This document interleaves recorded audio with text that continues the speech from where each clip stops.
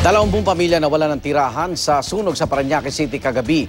Nakunan pa ng amateur video ang pagkalat po ng sunog na tumupok sa 7 bahay. Narito ang report ni Isay Reyes. Nagngangalit na apoy ang mabilis na lumamon sa 7 bahay sa Lapu-Lapu Street, Baclaran, Parañaque City kagabi. Iniakyat to sa unang alarma 10:45 ng gabi.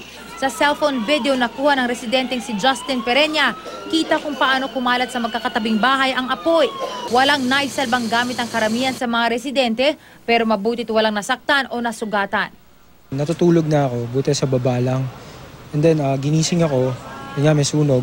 So paglabas ko dun sa garahe, nagliliyab na yung bubungan. So pasok ako, kinuha ko na lang yung susi nung kotse, nilabas ko siya. Tapos wala na kaming naligtas, sunog lahat.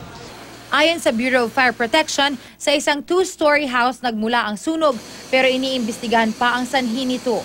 Nadamay sa sunog ang 6 pang bahay na katabi nito. Karamihan, wala na halos natirang mapakikinabangan. Nasa 20 pamilya ang apektado.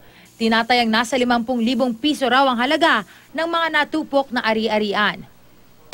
Wala naman pong naulat na nasugatan o nasaktan sa insidente nito.